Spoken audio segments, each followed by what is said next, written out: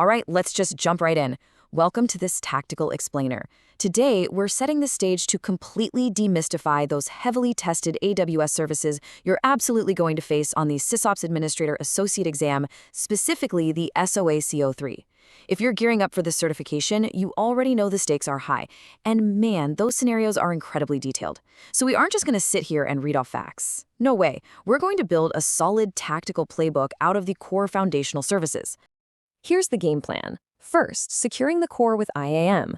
2, compute with EC2 and Lambda. 3, storage, comparing S3 and EBS. 4, databases, zooming in on RDS and DynamoDB. And finally, automating the whole shebang with CloudFormation. All right, section 1, secure the core with IAM. So we're building a powerful mental model today using a layered architecture approach. And, well, you can't build anything without a locked front door, right? That brings us to our foundational layer, AWS IAM, or Identity and Access Management. Think of IAM as the ultimate gatekeeper of your AWS account. This is exactly where you manage access securely using users, groups, roles, and policies. And listen, you have to remember the absolute golden rule here, especially for those tricky exam scenarios and, honestly, real-world SysOps. It's the principle of least privilege. You only grant the exact permissions required to perform a specific task, and absolutely nothing more. Hitting that nail on the head is what prevents catastrophic security breaches in production. Now here's a highly testable, specific exam tip you need in your back pocket. IAM is completely free. Literally, the service itself costs nothing to operate. You're only paying for the other AWS services that your users and roles actually interact with. So when you see those cost optimization questions on the exam, remember that managing your security and identity layer doesn't add a single dime to your monthly bill. Moving right along to section 2, compute, specifically EC2 and Lambda. So moving from security into the compute layer, where the actual heavy lifting happens, we're starting with Amazon EC2, or Elastic Compute Cloud. This is essentially your foundational cloud engine. EC2 gives you resizable, scalable virtual servers right in the cloud. It completely eliminates CapEx, that's capital expenditure, which means zero upfront hardware investment for you. As a SysOps admin, you literally just rent the compute capacity you need right when you need it. Plus, you maintain full root-level control over the operating system, the networking, and the security groups. Now, the absolutely crucial point here is knowing how to pay for these servers efficiently. Cost optimization is a massive part of a real-world SysOps role, and it's a huge part of the exam. Understanding these pricing models is basically guaranteed points on test day. You've got on-demand for unpredictable workloads, paying the standard rate. But if you have steady, predictable compute spend, you're going to want a savings plan. That requires a 1 to 3 year commitment, but it drops your bill by up to 72%.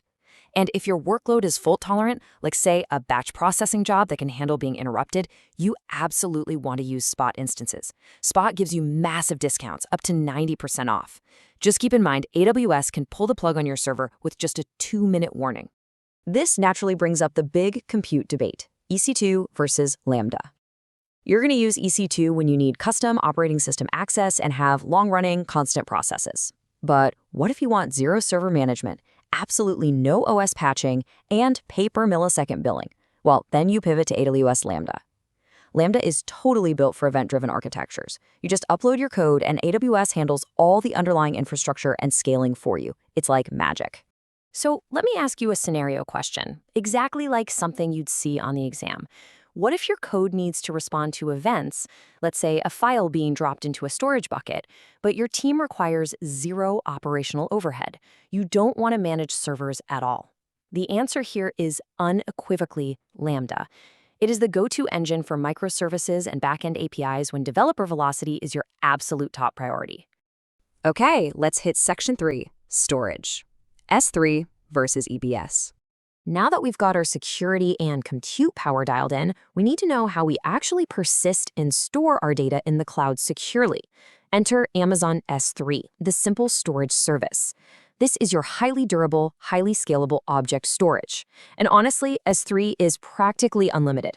You can store objects ranging from 0 bytes all the way up to 5 terabytes per object. What's absolutely vital to remember for the exam is that S3 is not directly attached to any single EC2 instance.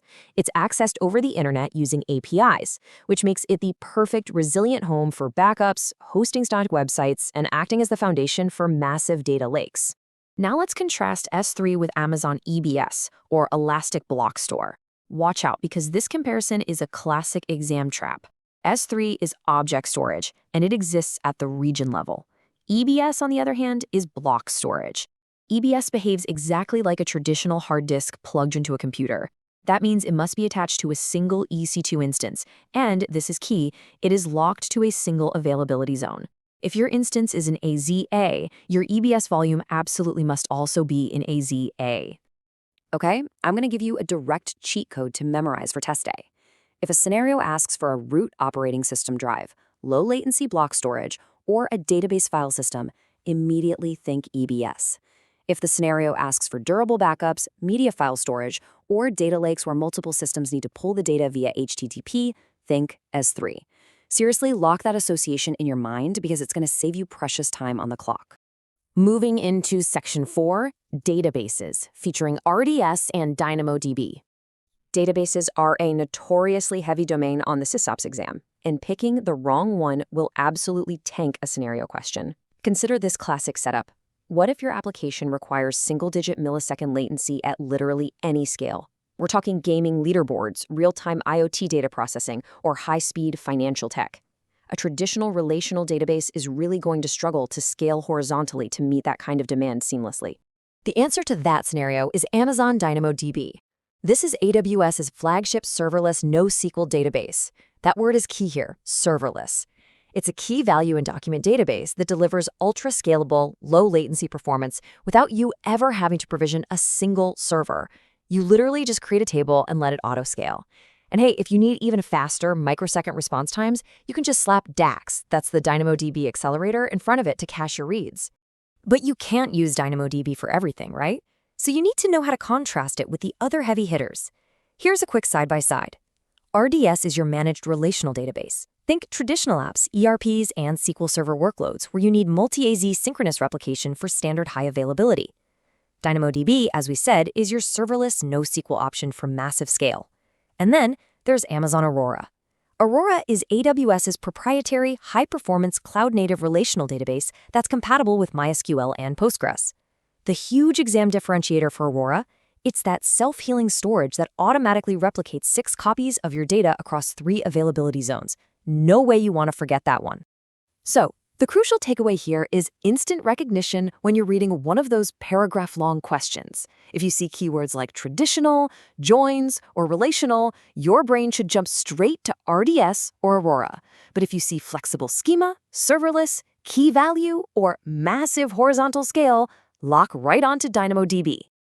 Finally, Section 5, Automating with CloudFormation. Okay, we've covered security, compute, storage, and databases.